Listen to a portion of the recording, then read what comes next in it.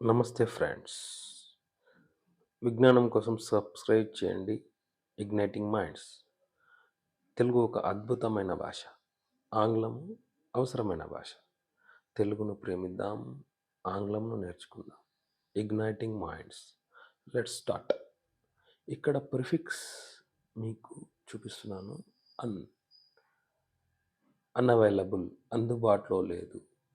Uncertain అనిశ్చితము. Uncomfortable అసౌకర్యము. Unconscious అపస్మారకం. అన్‌ఈక్వల్ అసమానమైనది. అన్‌హెల్తీ అనారోగ్యకరమైనది. అన్నెసెసరీ అనవసరం. అన్‌ప్లీజెంట్ అసహ్యకరమైనది.